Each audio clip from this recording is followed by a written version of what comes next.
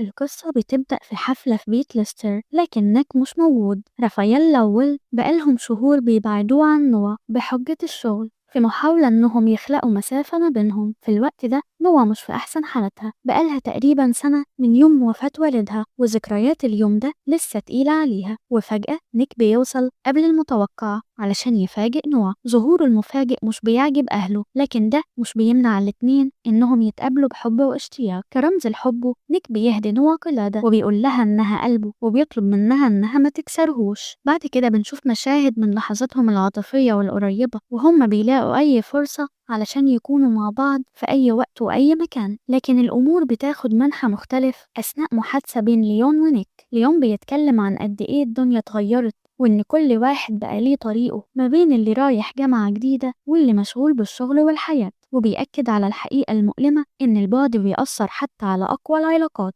بعد فترة البنات بيتخرجوا، وبنشوف ليون وهو بيزور أخوه في السجن. بيتضح إن أخوه تورط في مشاكل، وورشتهم المشتركة بقت على وشك الانهيار. ولأنهم لسه محتاجين يبعتوا فلوس لأمهم، ليون بيشوف إن الحل الأفضل هو إنه يقفل الورشة، لكن لوكا بيعارضه وبيصر إنه هيلاقي حل علشان يصلح الوضع. في الناحية التانية عيلة نوا بيهدوها عربية بنفسجية فخمة، وأول مشوار ليها بيكون مع نيك. بياخدها نيك لشقة جده كان سايبها له، وبيقول لها إنه مش عاوز يرجع سان فرانسيسكو علشان الشغل، وبيقترح عليهم يعيشوا مع بعض علشان الشقة قريبة من الجامعة، فمش هيضطروا يبعدوا عن بعض. طبعا نيك بيستخدم طريقته الخاصة في الإقناع، لكن نوا بتقوله إنها لسه صغيرة على الخطوة دي، وبتكشف ليه إنها ناوية تسكن في سكن الجامعة، وهو الشيء اللي ما كانش يعرفه نيك. الموضوع ده بيؤدي لمناقشة صغيرة بينهم. بعد كده بنشوف رافائيلا وهي بتوصل نوا لسكن الجامعة الجديد، وهناك بتتعرف على بنت اسمها بريارا، واللي بتكون زميلتها في السكن. بريارا كانت في نفس المدرسة اللي درس فيها نيك ونوا، لكنها خدت فترة استراحة من الدراسة لمدة سنتين، علشان كده ما بيعرفوش بعض. في الوقت نفسه نيك بيتعرف على ست لطيفة اسمها صوفيا، وهي في مكتبه. صوفيا بنت وزير مهم جدا، وتم تعيينها علشان تساعد نيك في شغله القانوني، لكن بيتضح ان كل ده جزء من خطة رافائيلا وويل علشان يفرقوا بين نيك ونوا. في المشهد اللي بعده رافائيلا بتواجه نوا وبتتهمها انها بتسيء لسمعتها. بتقول لها ان الناس اصلا بيعتقدوا انها دخلت حياة ويل علشان فلوسه، وان علاقتها بنيك هتدمر صورتهم اكتر. لكن نوا بترد بكل بساطة وبتقول لها انها بتحب نيك ومش فارق معاها كلام الناس. هنا رافائيلا بتحط لها اختيار نهائي، العلاقة دي مش هتكون مقبولة وهي عايشة تحت سقفها. وبعد المواجهة دي نوا بتقرر تروح الجامعة قبل الميعاد المحدد، وبتتفاجئ ان بريارا عاملة حفلة في الشقة علشان افتكرت ان نوا مش هتيجي غير بعد اسبوع.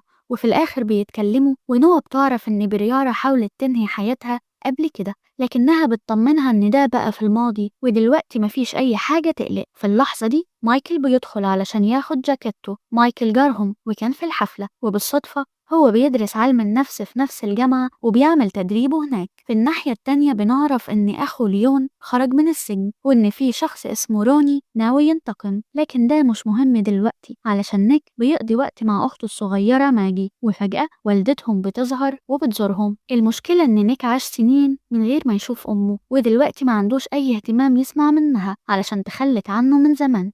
نوا بتحاول تهديه بخصوص الموضوع ده، وبيشاركوا لحظتهم الرومانسية المعتادة. تاني يوم نوا بتتضايق من نيك علشان ساب علامة على رقبتها، وده شيء هي ما بتستحملوش، وكرد فعل بترسم على جسمه تصميمات كتير بقلم ماركر دائم، بما فيهم واحدة على دراعه مكتوب عليها انت ليا. بعد كده نوا بتاخد نيك لشقتها، وهناك بيقابل بريارا. المفاجأة انهم يعرفوا بعض كويس، لكن الاتنين بيتظاهروا انهم مش فاكرين بعض. نيك بيخرج من الشقة، لكنه بيستقبل مكالمة من ليون في طريقه للخارج.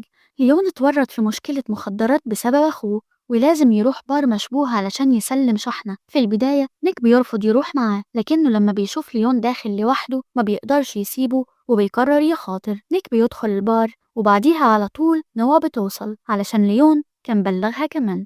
جوه البار بيقابلوا أخو روني اللي بيقول لهم إن أخوه هينتقم منهم قريب على اللي عملوه، لكن نوا مش بتخاف وبترد عليه إنها مستنية. بعد كده أخو روني بيحاول يخدعهم ويرفض يدفع ليهم الفلوس مقابل الشحنة. في اللحظة دي نوا بتقرر تفتعل شجار علشان يقدروا يهربوا، وأثناء العراك أخو روني بيحاول يطعن نيك لكن نوا بتنقذه، وفي النهاية الشرطة بتقبض عليهم كلهم. وبعدين نيك بيتواصل مع صوفيا اللي بتيجي لإنقاذهم. نيك بيطلب منها ما تحكيش لوالده على اللي حصل، وفي طريقها للبيت نوا بتطلب من نيك إنه يوديها تتبنى قطة وبتسميها إيان وبتاخدها لشقتها في الجامعة. بعد كده بريارة بتقاطع لحظة رومانسية بطريقة غير مريحة خالص. تاني يوم بتحاول تشجع نوا إنها تتقرب من مايكل. في الناحية التانية جينا بتتكلم مع ليون وبتطلب منه إنه يبطل يعمل حاجات متهورة علشان الفلوس.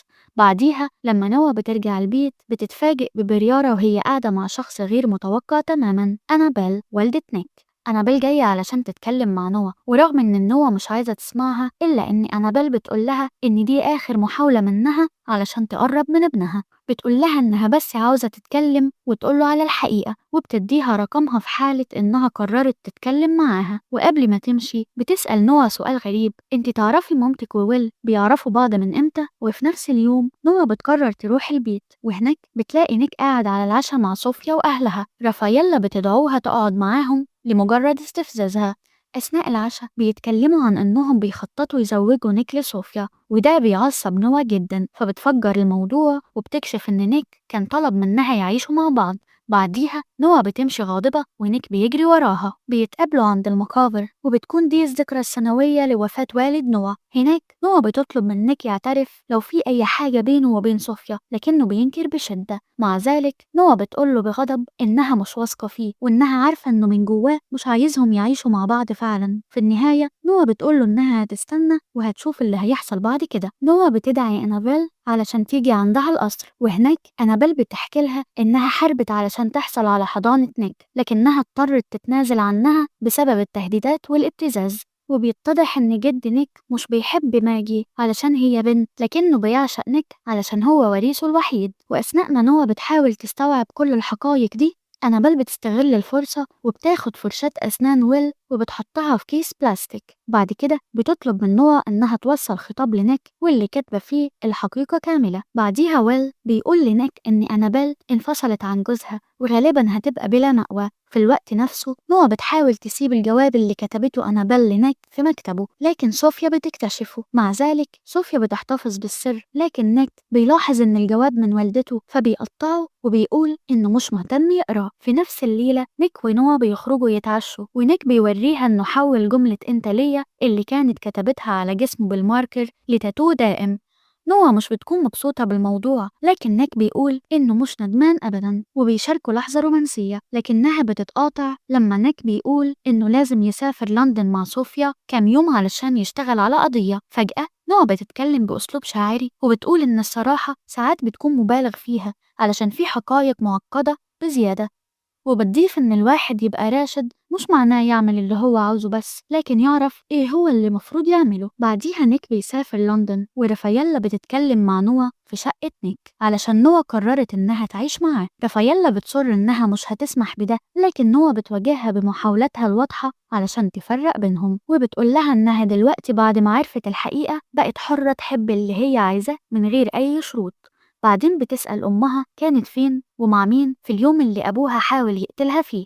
وفي مكان تاني نيك بيتكلم مع جده في بار وبيسأله عن بريارة البنت المجنونة اللي كانت بتضايقه زمان. جده بيرد عليه إن الموضوع اتحل وإنها مش هتتسبب ليه بمشاكل تاني. بعد كده بنشوف نيك وصوفيا بيشتغلوا على القضية وبيقضوا وقت مع بعض وبيحتفلوا، لكن حد بيصورهم بالسر. لما نيك أخيرا بيرجع البيت ما بيلاقيش نوا في الشقة، فبيروح الجامعة يدور عليها، وهناك بيكتشف إنها بتتكلم مع مايكل. وبيبان إن بريارة خططت للقاء ده علشان يحصل في اللحظة اللي يكون فيها نيك بعيد. في اللحظة دي نيك ونوا بيتخانقوا بسبب كل اللي حصل في الفترة الأخيرة، ونوا بتقوله إنهم لازم ياخدوا فترة راحة علشان ما بقوش يثقوا في بعض وعلاقتهم بقت بتأذيهم هما الاتنين. نيك بيقول لها إنه اتعرض عليه وظيفة دائمة في لندن وعنده أسبوع يقرر، لكن لو طلبت منه يفضل مش هيمشي. نوا بترد عليه إنها هتاخد قرارها في حفلة الشركات والجمعية الخيرية اللي هتكون بعد أسبوع بالظبط. خلال الأيام اللي بتمر صوفيا بتبدأ تحس بمشاعر ناحية نيك، بينما نوا بتكتشف إن نيك كان حبيب بريارة زمان. في نفس الوقت ليون اللي عنده مشاكل مالية بيقترح على نيك إنه يعمل سباق أخير من غير ما البنات يعرفوا، بيتضح إن روني هيشارك في السباق بعد ما يخرج من السجن، وده اللي بيستغله ليون علشان يقنع نيك يوافق. يوم الحفلة أخيرا بيجي والبنات بيقضوا اليوم كله بيتجهزوا، بينما الأولاد بيستغلوا الفرصة وبيهربوا قبل ما الحفلة تبدأ علشان يروحوا السباق، واللي بيكون روني وأخوه مستنيهم. لكن فجأة جينا ونوا بيظهروا وبيقولوا للأولاد إنهم كانوا أغبياء لو افتكروا إن محدش هيلاحظ. أثناء السباق بريارة اللي كانت موجودة هناك بتتصل بالشرطة علشان يتم القبض عليهم، وده بيخلي السباق يخرج عن السيطرة. لكن في النهاية نوا ونيك بيتعاونوا مع روني علشان يوقعوه في الفخ وبيسلموه للشرطة تاني. بعد كل ده ليون بيفوز بالسباق وكلهم بيرجعوا الحفلة وكأن مفيش أي حاجة حصلت. وهنا بيحصل التحول الكبير في القصة. جينا بتقرر تسيب ليون علشان حاسة إنه مش بيحبها على حقيقتها. في الوقت نفسه بريارة المجنونة بتقرب من نيك وبتسأله ليه ما خدهاش الحفلة، وهنا نوا بتواجه نيك بالحقيقة وبتقوله إنها عرفت كل حاجة عن اللي حصل بينهم. وسط كل ده بنشوف بريارة ماسكة سكينة، لكن مش علشان تأذي حد، بس علشان تفتح الباب لأنابل اللي بتيجي معاها علشان تقاطع كل حاجة وتفاجئ نوا بما إنهم مرضيوش يسمعوها بالطريقة الصح. بعديها أنابل بتوري لويل تحليل DNA استخدمته من فرشاة أسنانه وبتثبت إن ماجي هي بنته. جوز أنابل الجديد كان دايما شاكك في ده وكان ناوي يطردهم. أنابل بتقول لويل إنها عملت كل ده علشان تضمن مستقبل بنتها. الحاجة اللي الكل عاوز يعرفها هي إزاي حصلت على الفرشاة، وهنا نوا بتعترف إن ده خطأها علشان هي اللي سمحت لأنابل إنها تدخل البيت. أنابل بتقول لنيك إن الكلام اللي في الجواب كان حقيقي وإنها متخلتش عنه علشان كانت مجبورة، ومع ذلك نيك بيتضايق علشان اكتشف إن الحقيقة إن أبوه كان بيكذب عليه طول حياته وجده شخص وحش وأمه كل اللي يهمها هو تأمين مستقبل بنتها. بيقول لنوا إن اللي عملته لا يغتفر وإن بسببها عيلته وقعت، وبدموع في عينيها نوا بتقوله إنها بتحبه ومش عاوزة تسيبه. لكن نيك بيمشي ناحية صوفيا وبيحطم قلب نوا وهو بيقول إن كل حاجة انتهت. نوا بتبقى مدمرة وهي شايفة نيك ماشي مع صوفيا. في الوقت نفسه بريارة بتوري نوا صور قديمة لنيك وصوفيا علشان تجرحها أكتر، وهنا بنعرف إن بريارة سرقت مفتاح شقة بيت نيك من نوا. من ناحية تانية ليون بينصح نيك وبيخليه يدرك إنه بيغلط في حق نوا، وبيقول إنه حتى هو نفسه ما قدرش يفضل بعيد عن جينا أكتر من نص ساعة، وده بيخليه يعيد التفكير في اللي عمله. نيك بيرجع الحفلة وهناك بيواجه بريارة اللي بتعترف ليه إنه لما سابها كانت حامل لكنها فقدت الجنين بسبب الحادثة. هي عارفة كويس إن عيلته هم السبب ودلوقتي عاوزة تنتقم منهم. نيك بيسألها عن مكان نوا فبترد عليه إنها يمكن رايحة الشقة وممكن تقتل نفسها. نيك تحت المطر بيوصل للشقة وبيدخل لكنه ما بيلاقيش نوا علشان ما كانش معاها مفتاح بعد ما بريارة سرقته، ونتيجة لكده نوا بتضطر تروح بيت مايكل وبتقفل موبايلها علشان ما تشوفش رسائل نيك، وفي النهاية بتنهي ليلتها معاه وبتبات عنده. بعد اللي حصل نوا بتندم على اللي عملته وبتسيب الشقة تحت المطر وبتقابل نيك اللي كان مستنيها. بيبصوا لبعض وسط المطر عارفين إن مفيش حاجة باقي بينهم وهي قلبها مكسور. نوا بتكمل طريقها بينما نيك الغاضب بيركب عربيته وبيمشي. في الوقت نفسه أهلهم بيكونوا مرعوبين من العواقب اللي حصلت بسبب تصرفاتهم وبيعترفوا إن من النهاردة كل اللي هيحصل لولادهم هيكون ذنبهم. الفيلم بينتهي بنوا وهي قاعدة على قبر أبوها وبتشوف رسالة من نيك ليها بيقول فيها: نوا أنا دايما هكون النور في ظلامك. وفي كده الجزء الثاني من الفيلم بينتهي. أتمنى يكون عجبكم وأتمنى تضغطوا لايك وتشتركوا في القناة وتدوني رأيكم في التعليقات. بحبكم قوي. باي باي.